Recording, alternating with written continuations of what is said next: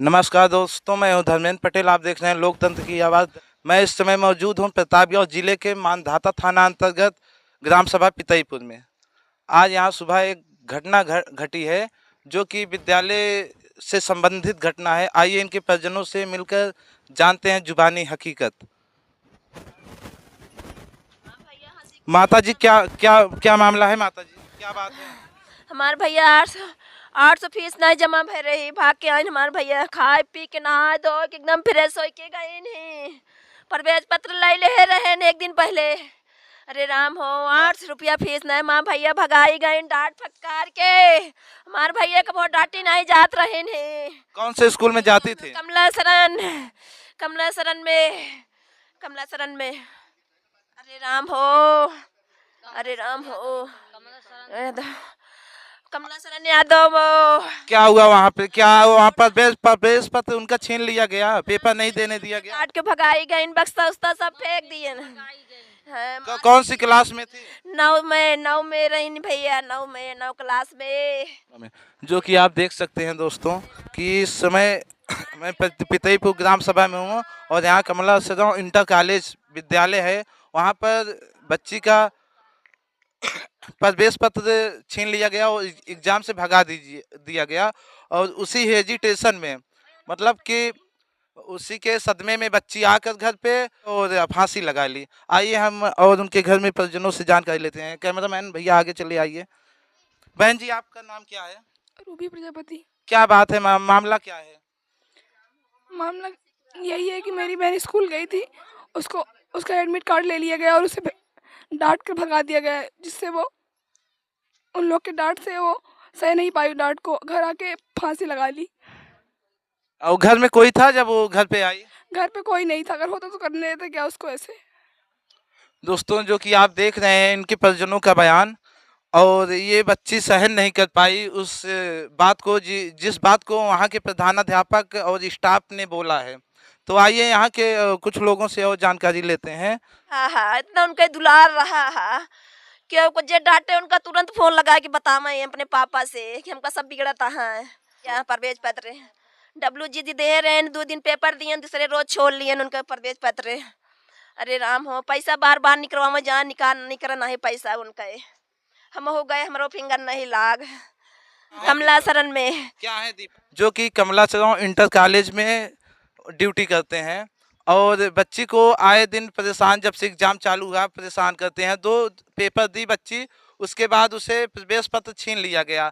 आज जब तीसरे दिन पेपर देने के लिए गई तो उसका प्रवेश पत्र छीन लिया गया और उसे अशब्द अभद्रताजनक पेश आकर उसके साथ बातचीत किए। उसके बाद बच्ची उस बात को सहन नहीं कर पाई।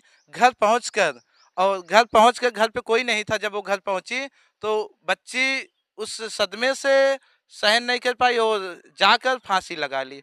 तो आइए उनकी माता जी से एक बार, उनकी बहन जी से फिर मिलते हैं और विस्तार में पूरी जानकारी लेते हैं।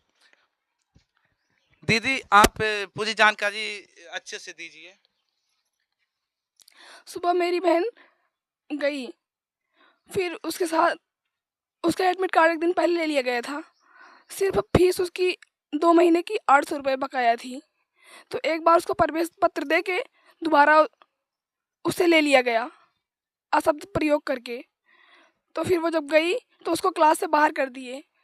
तो कुछ अब शब्द का प्रयोग किए उसके साथ, फिर वो वहाँ से चली आई घर। फिर वहाँ से आके घर पे कोई नहीं था, तो वो अब शब्दों को सहन नहीं कर पाई, उसकी वजह से वो गलत कदम उठा ली अपने साथ। आप यहाँ के मानधाता थाने के उच्च अधिकारियों या प्रतापगढ़ जिले के उच्च अधिकारियों से क्या मांग करना चाहती हैं? हम यही चाहते हैं कि मेरी बहन को इंसाफ मिले और स्कूल सीज कराया जाए।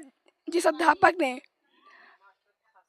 दीपक सरोज ने मेरी बहन का प्रवेश पत्र वापस लिया था, उनके ऊपर एक्शन लिया जाए और कार्रवाई हो। माता जी, आप क्या कह रही थी? हमारी रिया को वापस करें और कार्रवाई करें। अरे जैसे का हमारा जान हमसे बर्दाश्त नहीं होता है, हमारे जान ले लें। हमारी बिटिया को वापस करें, बस हमारी बिटिया को वापस करें। हमरे बिटिया को वापस करें। आप सरकार से और यहाँ मानधाता थाने से और प्रतापगढ़ जिले के उच्च अधिकारियों से क्या मांग करना चाहती हैं? क्या चाहती हमारी हैं? बेटिया को सजा, मेरी सजा, हम बिटिया बिना बर्दाश्त नहीं कर माता सकते। जी यहाँ पे आराम से बताइए कि यहाँ के उच्च अधिकारियों से, प्रतापगढ़ जिले के उच्च अधिकारियों से क्या मांग करना सजा चाहती मिले, हैं? सजा मिले, हमारे बिटिया को वापस इंसाफ चाहिए। हम बर्दाश्त नहीं कर पाते, हम बर्दाश्त नहीं कर पाएंगे। विद्यालय सीज हो और फांसी हो, विद्यालय सीज हो जाए और फांसी उनको हो। हमारी दुलारी बिटिया के सब कान्हे लगावत रहें, गला लगावत रहें, ऐसा हमरे बिटी से आज काती फरका हो गए। सुबह वो 9 बजे उसके पिताजी फ़ोन किए, सुबह उसके पिताजी 9 बजे फ़ोन किए मेरे जेठानी के बहू के पास। तो वो जो है बात कर रही थी, तो मैं वहाँ पहुँची, बोली कौन है? बोली चाचा हैं, रिया के पिताजी। तो मैंने बोली कि रिया के पिताजी हैं तो मुझसे बात करवा दीजिए। तो वो बोली कि लीजिए चाची आई हैं, इनसे बात कर लीजिए। तो मैंने फ़ोन लिया, फ़ोन लेके बोले चाची नमस्ते। तो बोले नमस्ते।